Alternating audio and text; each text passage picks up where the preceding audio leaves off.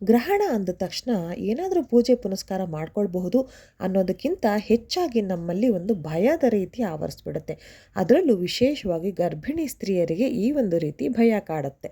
ಯಾಕೆ ಏನು ಅಂತಂದರೆ, ಸಾಮಾನ್ಯವಾಗಿ ಒಂದು ರೀತಿಯ ನಂಬಿಕೆ ಇದೆ. ಇದು ಮೂಢನಂಬಿಕೆ ಅಂತ ನಾನು ಖಂಡಿತ ಹೇಳಲ್ಲ, ನಂಬಿಕೆನೇ ಇದೆ. ಏನಂತಂದರೆ, ಗರ್ಭಿಣಿ ಸ್ತ್ರೀಯರು ಆ ಸಮಯದಲ್ಲಿ ಹೊರಗಡೆ ಹೋಗುವಂಥದ್ದು ಅಥವಾ ಬೇರೆ ಏನಾದರೂ ಒಂದು ಮನೆಯ ಸ್ವಲ್ಪ ಹೆಚ್ಚು ಹೆವಿಯಾಗಿರೋ ಕೆಲಸಗಳನ್ನ ಮಾಡುವಂಥದ್ದು ಎಲ್ಲವೂ ನಿಷಿದ್ಧ ಅಂತ. ಯಾಕೆಂದರೆ ಅದಕ್ಕೆ ಸೈಂಟಿಫಿಕಲಿ ಕೂಡ ಅದು ಪ್ರೂವ್ ಆಗಿದೆ. ಹೇಗಂದರೆ, ಗರ್ಭಿಣಿ ಸ್ತ್ರೀಯರು ಗ್ರಹಣದ ಸಮಯದಲ್ಲಿ ಹೊರಗಡೆ ಹೋದಾಗ ಒಳಗಡೆ ಏನು ಒಂದು ಜೀವ ಬೆಳೀತಾ ಇರುತ್ತೆ, ಅದಕ್ಕೆ ಆ ಸೂರ್ಯಗ್ರಹಣದಿಂದ ಎಫೆಕ್ಟ್ ಆಗುತ್ತೆ ಅನ್ನೋದಿರುತ್ತೆ.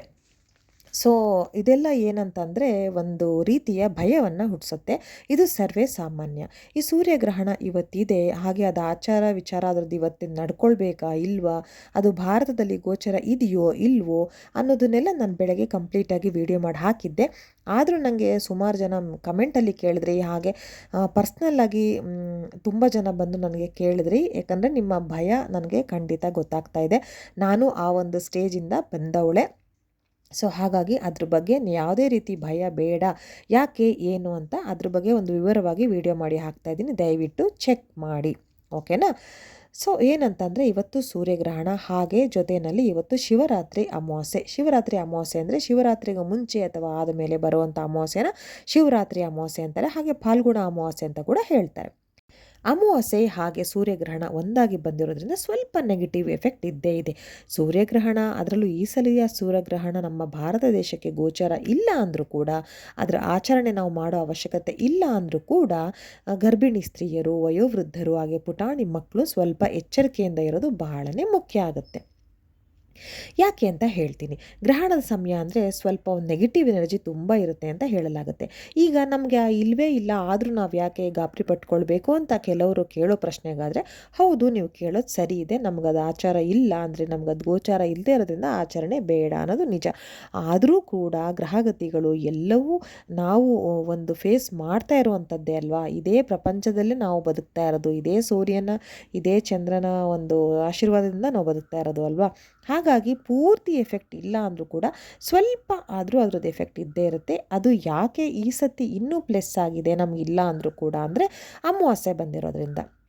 ಇನ್ನು ಅಮಾವಾಸ್ಯೆ ಅಂದ ತಕ್ಷಣ ಅದು ಒಳ್ಳೆಯ ಥರದಲ್ಲೂ ಇದೆ, ಹೆಚ್ಚಾಗಿ ಕೆಟ್ಟ ಥರದಲ್ಲೂ ಇದೆ. ಹಾಗಾಗಿ ಮುಖ್ಯವಾಗಿ ಗರ್ಭಿಣಿ ಸ್ತ್ರೀಯರು ನಾ ಹೇಳೋದನ್ನು ಫಾಲೋ ಮಾಡಿ. ಯಾವುದೇ ರೀತಿ ಗಾಬರಿ ಅಂತೂ ಖಂಡಿತ ಬೇಡ, ಹೆದರ್ಕೊಂಡಿರೋದಂತೂ ಅವಶ್ಯಕತೆಯೇ ಇಲ್ಲ.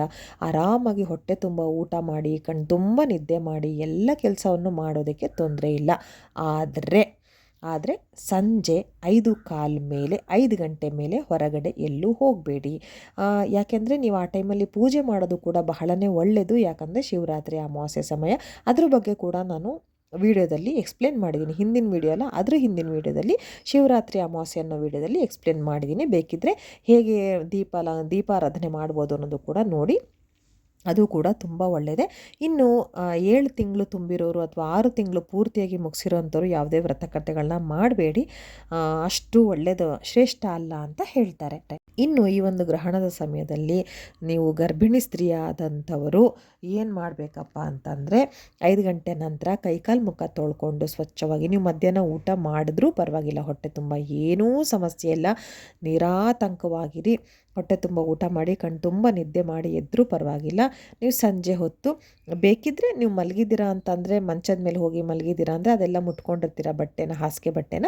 ಹಾಗಾಗಿ ಬೇಕಿದ್ದರೆ ಬಟ್ಟೆನ ಬದಲಾವಣೆ ಮಾಡ್ಕೊಳ್ಬೋದು. ಏನು ಮಡಿ ಬಟ್ಟೆನೇ ಹಾಕ್ಕೋಬೇಕಂತ ಏನಿಲ್ಲ, ಯಾವುದಾದ್ರು ಒಂದು ತೊಳೆದಿಟ್ಟಿರೋ ಸ್ವಚ್ಛವಾದ ಬಟ್ಟೆನ ಹಾಕ್ಕೊಳ್ಬೇಕು.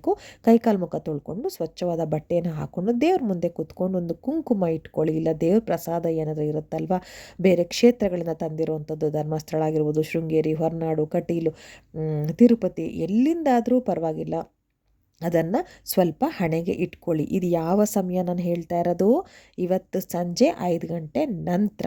ಓಕೆನಾ? ವಿಶೇಷವಾಗಿ 5:15 ನಂತರ. 5:15 ನಂತರ ಈ ರೀತಿ ಮಾಡಿ ಹಣೆಗೆ ಸ್ವಲ್ಪ ಕುಂಕುಮವನ್ನು ಧರಿಸಿ, ಆ ನಂತರ ರಾಯರ ಅಕ್ಷತೆ ಕಾಳಿತ್ತು ಅಂತಂದರೆ ಅದನ್ನು ಸ್ವಲ್ಪ ಬಾಯಿಗೆ ಹಾಕ್ಕೊಂಡು ನಿಮ್ಮ ನೆತ್ತಿ ಮೇಲೆ ಹಾಕ್ಕೊಳ್ಳಿ. ಓಕೆನಾ? ಹಾಗೆ ಕೈಯಲ್ಲೂ ಬೇಕಾದ್ರೆ ಇಟ್ಕೊಳ್ಳಿ, ಏನೂ ಸಮಸ್ಯೆ ಇಲ್ಲ. ನೆನ್ಪಿಟ್ಕೊಳ್ಳಿ, ರಾಯರ ಒಂದು ಅಕ್ಷತೆ ಅಂದರೆ ಅದು ನಮಗೆ ರಕ್ಷೆ ನೀಡುತ್ತೆ. 100ಕ್ಕೆ 100 ಅಷ್ಟು ನಮಗೆ ರಕ್ಷೆ ನೀಡುತ್ತೆ. ಖಂಡಿತ ಈ ಮಾತಂತೂ 100ಕ್ಕೆ 100ರಷ್ಟು ಸತ್ಯ. ಅದಿತ್ತು ಅಂತಂದರೆ ನಮಗೆ ಯಾವ ಬೇರೆ ರಕ್ಷೆಯ ಅವಶ್ಯಕತೆ ಖಂಡಿತ ಇಲ್ಲವೇ ಇಲ್ಲ. ಸೊ ಇಷ್ಟನ್ನು ಮಾಡಿ ಆ ನಂತರ ನಿಮ್ಮ ಕುಲದೇವರು, ಮನೆ ದೇವರು ಏನಿರ್ತಾರಲ್ವ, ಆ ದೇವರ ಸ್ತೋತ್ರಗಳಿರ್ಬೋದು ಅಥವಾ ಆ ದೇವರ ಮಂತ್ರಗಳಿರ್ಬೋದು, ಅದನ್ನು ಪಠನೆ ಮಾಡಿ ದೇವ್ರ ಮುಂದೆ ದೀಪ ಇರಲಿ. ಅಕಸ್ಮಾತ್ ನೀವು ಬೆಳಗ್ಗೆ ಹಚ್ಚಿರೋ ದೀಪ ಆರೋಗಿತ್ತು ಅಂತಂದರೆ ಖಂಡಿತ ಅದನ್ನು ಸಂಜೆ ನೀವು ಕೂತ್ಕೊಂಡಾಗ ದೇವ್ರ ದೀಪ ಹಚ್ಕೊಳ್ಳಿ. ಓಕೆನಾ. ತುಳಸಿಗೆ ದೀಪ ಹಚ್ಚೋಕ್ಕೆ ಅಥವಾ ಊದಿನ ಕಡ್ಡಿ ಬೆಳಗೋದಕ್ಕೆ, ಧೂಪ ಬೆಳಗೋದಕ್ಕೆ ಇವತ್ತು ಹೋಗಬೇಡಿ ಯಾರು ಗರ್ಭಿಣಿ ಸ್ತ್ರೀಯರು. ನಿಮ್ಮ ಮನೆಯಲ್ಲಿ ಅತ್ತೆ, ಅಮ್ಮ ಅಥವಾ ತಂಗಿ ಯಾರಿರ್ತಾರೆ ಅವರು, ವಿಶೇಷವಾಗಿ ಹೆಣ್ಮಕ್ಳು, ಅವರು ಹೋಗಿ ದೀಪವನ್ನು ಹಚ್ಚಲಿ ತುಳಸಿ ಮುಂದೆ, ತುಂಬ ಶ್ರೇಷ್ಠ.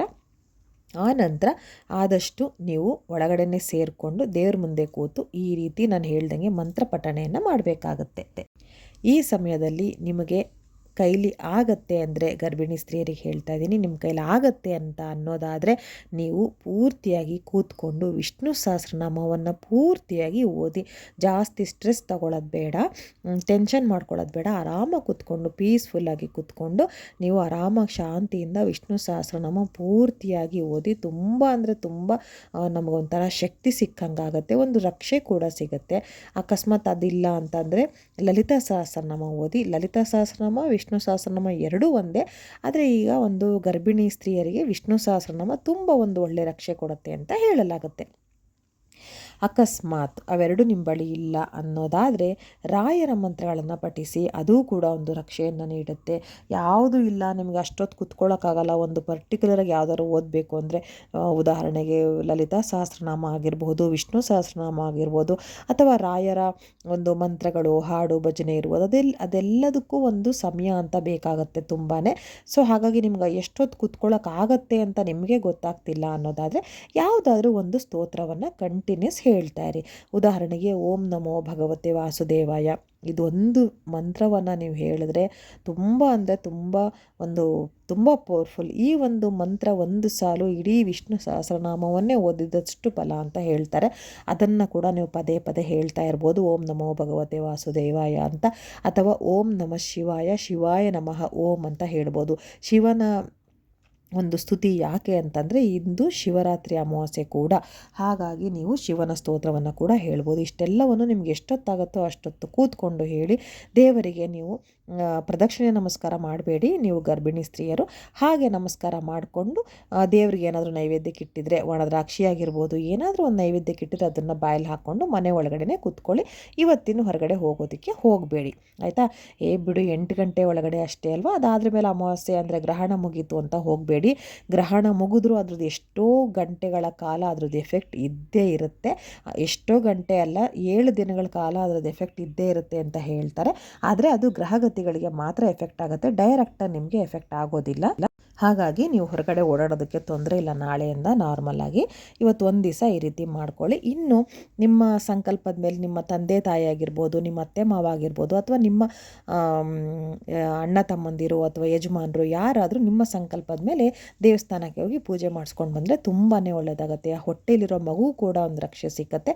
ಅವರೆಲ್ಲರೂ ಕೂಡ ಹೋಗಿ ಬರ್ಬೋದು, ತೊಂದರೆ ಇಲ್ಲ. ದಯವಿಟ್ಟು ಇದನ್ನು ಸಾಧ್ಯವಾದಷ್ಟು ಇದನ್ನು ಪಾಲಿಸಿ, ತುಂಬ ಅಂದರೆ ತುಂಬ ಒಳ್ಳೆಯದು.